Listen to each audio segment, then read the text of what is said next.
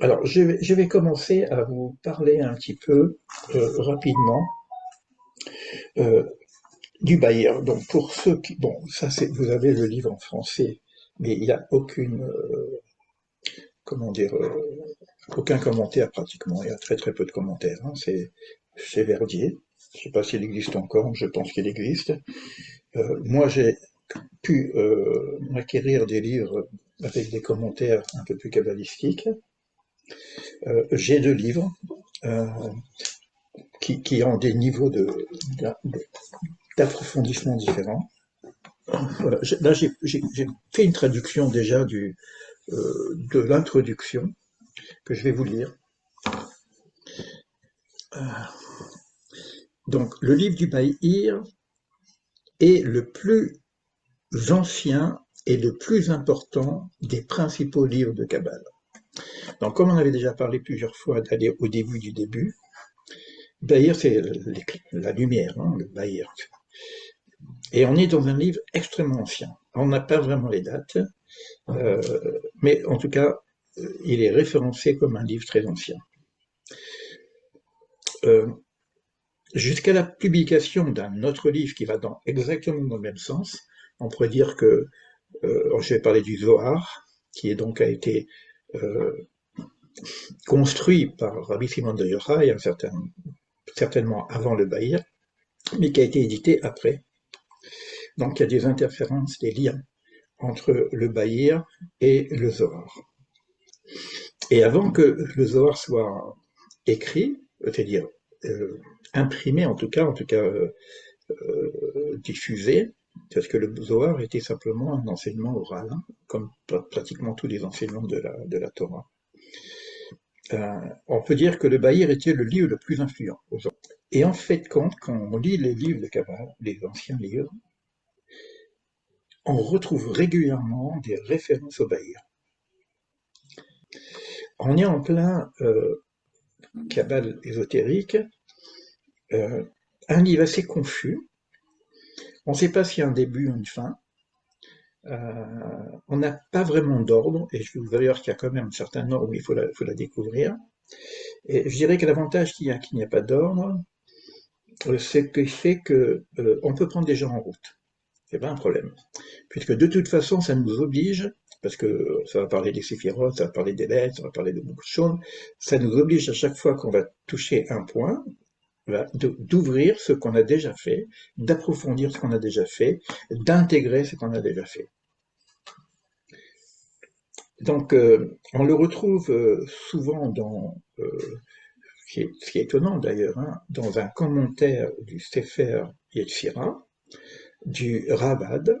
C'est un des commentaires les plus importants du Sefer Yetzira, c'est-à-dire que, évidemment, on pourrait aussi jeter un œil, si on veut rentrer en profondeur, sur le Sefer Yetzira, et avec ce commentaire particulier. On va le retrouver également dans un livre, c'est un commentaire assez fort ésotérique sur l'interprétation de la Torah elle-même, par le Ramban. Il est cité à plusieurs reprises, c'est ça qui est étonnant aussi. Il est également cité dans le Zohar. Alors, est-ce que c'est des allusions ou le fait qu'on parle des mêmes choses? Et il y a énormément de références. On verra si on pourra les parcourir à ce moment-là. Euh, le nom de ce livre est tiré d'un premier verset, d'un verset, je ne sais pas pourquoi c'est marqué premier, du livre de Job. Alors le Job, vous connaissez aussi, il y a une grande métaphysique là-dessus. Hein. Alors, ça nous permettra aussi de voir un peu ce qui se dit dans Job. Et le verset est « Et maintenant, il ne voyait pas la lumière brillante, et là, c'est le mot Bahir qui vient, elle était dans les Shachakim. Donc ça va ramener pratiquement le premier verset du Bahir, où la lumière est cachée dans les ténèbres, en gros, hein, les nuées. Et ça, c'est donc dans le Job. Et il ajoute, et le roi, l'esprit, on va dire ça comme ça, passait, ça va nous ramener au verset de la Bible où il y avait des eaux et le roi était au-dessus des eaux, passait et purifiait. Donc c'est un livre en même temps qui a une puissance métaphysique de purification, ne serait-ce que par l'étude. Un peu comme le Zohar, hein. On est dans le même cadre.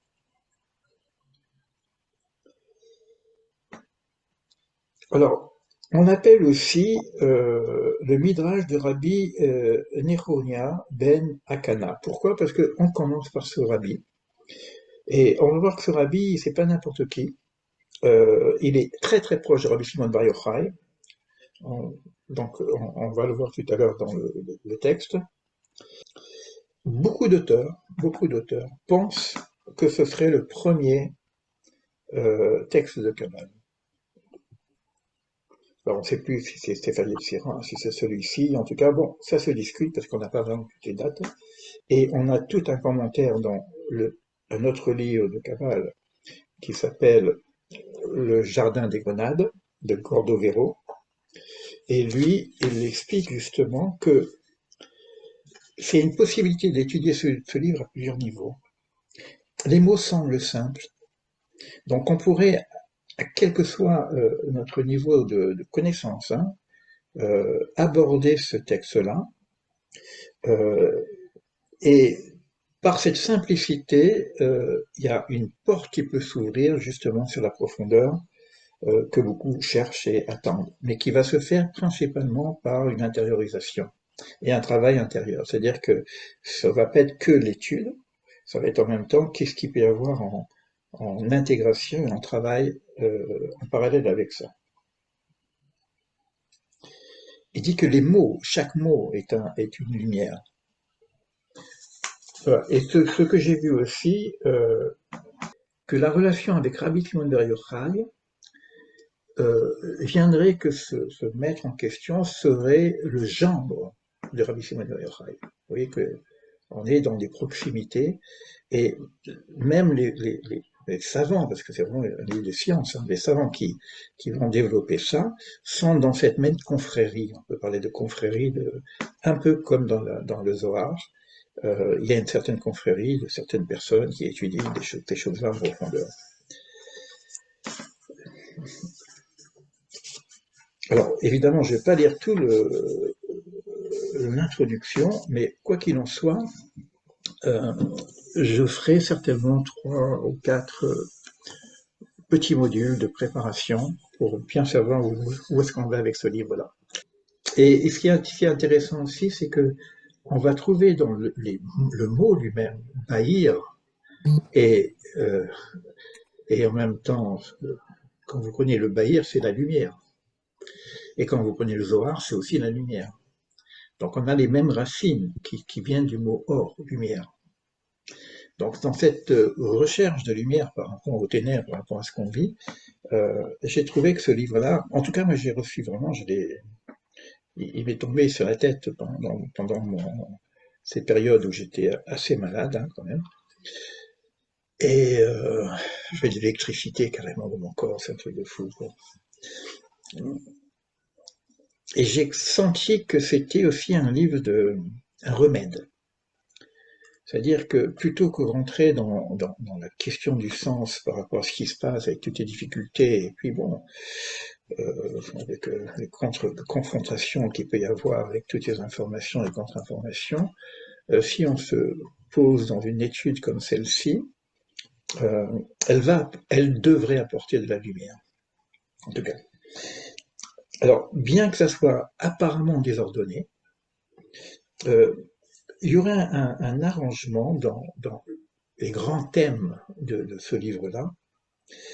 Et on avait déjà parlé de ces choses-là. C'est pour ça que finalement, quand je lui dis on fait le point et les portes qu'on a commencé à ouvrir, pratiquement tout va être dedans.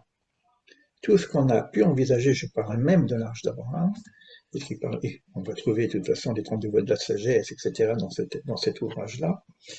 Euh, on va retrouver le début, puisque c'est un livre très ancien, mais il va commencer à travailler sur les premiers versets de la Torah, le Bereshit. Donc il y a toute la première partie va tourner au niveau des premiers versets de la Torah. Et pratiquement presque tout le livre va rester dans ce cadre de décoder un petit peu ces premiers versets de la Torah, un peu comme le Zohar, un peu comme le Zohar. Euh, mais à l'intérieur de ça, dans c'est comme un voyageur, hein, faut pas l'arche marche bien. C'est à l'intérieur de ça, de temps en temps, on va passer par la rencontre avec des lettres. Dès le départ, par exemple, quand on parle de Bereshit, on va parler de la lettre bête. Mais on ne peut pas parler de la lettre bête si on ne parle pas de la lettre Aleph. Donc on va avoir en même temps une déclinaison de presque toutes les lettres hébraïques, mais avec une certaine profondeur, ce qui nous obligera à réviser au moins ce qu'on a déjà fait, donc vous aurez les vidéos à étudier pour intégrer, et peut-être même à les intégrer par l'intériorité, je verrai de quelle façon ça pourrait se faire. Et derrière ces choses-là, on va parler également de la voix, des colottes, les voix. Donc, je vous dis que tout mon livre était basé sur la voix qui indique la voix. Mais c'est la voix des séphirotes, c'est la voix des lettres et la voix des séphirotes. Et lorsqu'on va associer la voix des lettres et la voix des séphirotes, on va se retrouver avec les 32 voix de la sagesse. D'où le Sefer Yetzirah.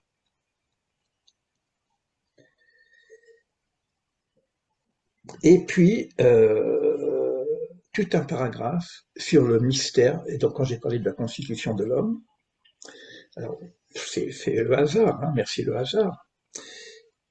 Ça va reprendre un petit peu le mystère de la constitution de l'homme et principalement de la constitution de l'âme.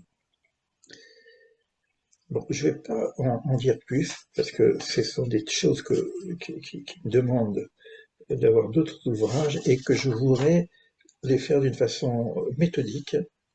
Euh, et vous donner des références au fur et à mesure qu'on avance. Je dirais même plus d'ouvrir les ouvrages qui nous sont proposés.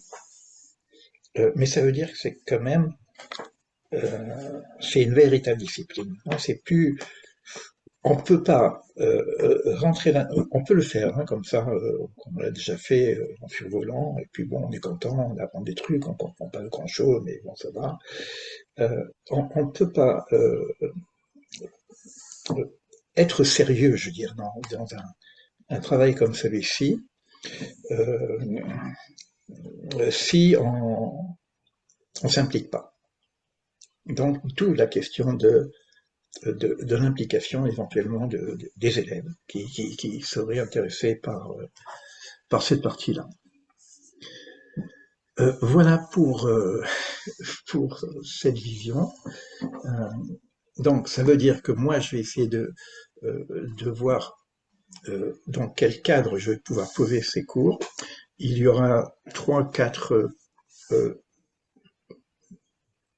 parties qui seraient vraiment des introductions de préparation pour que lorsqu'on démarre, on est déjà branché sur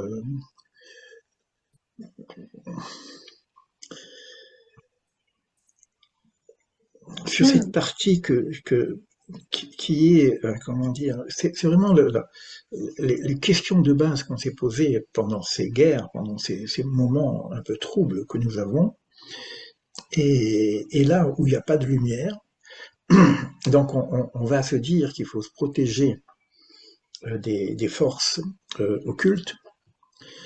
Je dirais qu'il faut aussi se protéger de la lumière qui est derrière ces forces occultes, c'est-à-dire derrière les ténèbres, derrière ces nuages dont on va parler. Il y aurait donc une lumière bahir et qui peut exploser.